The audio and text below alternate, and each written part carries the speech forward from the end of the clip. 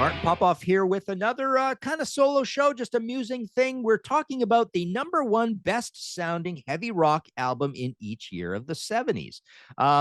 And as our playful subtitle says, this is a Led Zeppelin free zone because I don't think Led Zeppelin ever, I didn't include 1969. Maybe Led Zeppelin would win for 1969 with Led Zeppelin 2. So there you go. There's your Zeppelin. But anyways, yeah, we're going to look at all the 70s and what I consider the best sounding albums. And we're going to kick off with 1970. We're just going to go chronologically. Black Sabbath. I think Black Sabbath gets a really good sound here, working with Roger Bain. I mean, they work super fast. It's a cheap situation, but somehow they capture the lightning in a bottle, so to speak. I think you get really powerful guitars on this record, very electrocuted, a lot of hair on them. The drums sound full.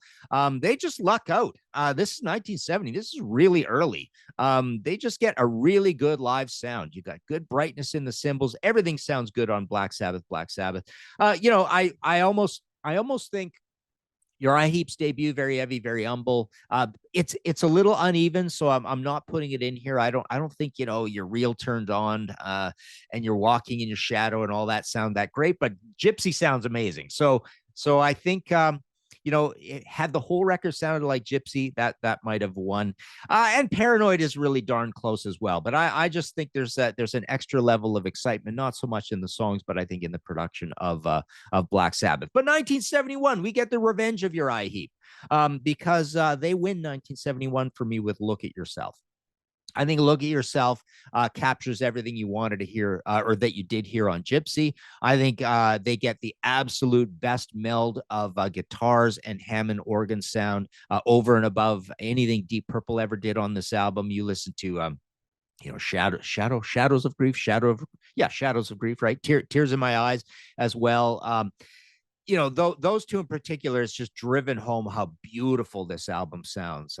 This is just so grand and huge and vital, bright, so much personality in it, so much great top end. The bottom end, it's got that little bit of overdrive to it, a little bit of that sweet kind of thing you hear in Mick Tucker later on. Master of Reality, I thought to put in here. Master of Reality is just a weird production. I love it, and it helps make it my, very high on my list of favorite Sabbath albums. I applaud it for being so bizarre and out there and just so absolutely doomy and dense and huge and bassy. But no, Look at Yourself wins. 1972, I've got Deep Purple Machine Head. Because I think this is the best Deep Purple ever sounded in terms of these early productions. It's a Mark II album, of course. The rest of them don't sound very good. This one almost approaches the levels of Uriah Heep, Look at Yourself, and it does kind of the same thing. I think you get a good, warm analog sound. The drums sound really plush and pillowy, billowy. And I think you get that nice meld between Ritchie Blackmore and John Lord here as well, with John Lord kind of doing that thing that he pioneered in making heavy keyboards, right? 1973, I'm going with Montrose, the very first American heavy metal album of all time, as I call it. I think this is super, super exciting on the Ronnie Montrose guitars. This is a Ted Templeman production, right? Just bright, enough bottom end, but this is all about the guitars. They sound great. Sammy Hagar sounds amazing on here as well, an absolute hero. I thought of things like Budgie, Never Turn Your Back on a Friend, because that guitar sound on Bread Fan and in the grip of Tire Fitter's hand is just amazing. Sweet Freedom as well by Uriah Heep. I think Sweet Freedom brings back the absolute power it's a little bit lost on Magician's Birthday and Demons and Wizards. It reprises the heft and the beauty and the valiant sounds that you get on Look at Yourself. So that's a heavy album as well. Sabbath, Bloody Sabbath. No, maybe not. I kind of thought about that. I do love it, but it's a little bit, I don't know, what would you call it? A little bit muffly. You have to penalize it against some of these other ones. So yeah, let's give that one to Montrose. 1974. I'm going with Sweet Fanny Adams, Phil Wainman, recorded in London. So this is just it's a little bit Montrose-y, I'd say. It's bright. It's mid-rangey, but it's got enough bottom end, but it is vital. It just feels very alive. It feels very, very kind of like Friday night. It's a heavy, yeah, definitely heavy on the guitars. Mick Tucker sounds great. It's got a little bit of that thing that you get with Queen, where you've got that kind of feeling of a power surge, of overdrive, and that's a strange subtle thing that you get in the Mick Tucker fills. You get it out of the guitars somewhat as well, and of course you get the vaulted vocals, the huge vocal harmonies as well. So that's a great production trick as well. 1975, I'm going with Nazareth Hair the Dog, Manny Charlton, who learned so much. He was very attentive watching Roger Glover record, and he has a like a radio technology past as well. But yeah, the guitarist in the band, sadly no longer with us. I think he completely dials in the best sounding Nazareth album. You hear it immediately with the title track. Massive songs like Miss Misery and Changing Times. But yeah, huge bottom end, huge guitars. Dan sounds great on here. Everything's perfect. This is a very, very high fidelity album for 1975. So kudos to Manny for that. You know, close enough for rock and roll, doesn't sound particularly. Actually, none of the rest of them for the 70s sound particularly good. This is Rampant doesn't even sound that great. So this really is this is the winner. It's the absolute high fidelity Steely Dan production for Nazareth. You know, I thought of Sabotage. Sabotage is my favorite album of all time, and it's got just drill bit to the head guitars. It is a really kind of cool production. Mike Butcher in the band on that. Budgie Bandolier is actually really good as well. Beautiful guitars in that. You think of Napoleon Bonaparte 1 and Bonaparte 2. That whole, yeah, man, you almost can't imagine better recorded guitars than you get on that album. Great bottom end as well. So that's got great sounds. You know, honestly, it reminds me of it really is characteristic of the Hair of the Dog production, although the guitars are even more insane on Bandolier. But we'll give that one to Hair of the Dog. 1976, I'm going to go with Aerosmith Rocks. I just think this is the high fidelity version of Aerosmith. It kind of goes downhill after this, but you think of when Sick of the Dog opens and you got those acoustic guitars and the power and the bass drum, just the beautiful analog sounds. I think this is a great vital sounding Aerosmith album. Get Your Wings was good too, but it was a little raw, but it did fill all the frequencies. You know, I thought of Give Us a Wink suite recorded at Musicland with the big kind of boomy John Bonham Mac sort of production, probably one of the greatest of that sort of that technique, even though it's not produced by Mac. And I thought of Boston. You know, we all know the Boston album's well recorded, and even Technical Ecstasy by Black Sabbath is a beautiful recording. I think they did a great job on that. But I'm going to give the edge to Aerosmith Rocks. 1977, I'm going to go with Scorpions, Taken by Force. I think, again, you've got a beautiful, lush, rich bottom end on this. Huge guitars, nice, bright top end as well. There's just nothing missing from this production. There's a few odd little guitar textures in here that are really cool as well. You know, and I also thought of Sweet Off the Record.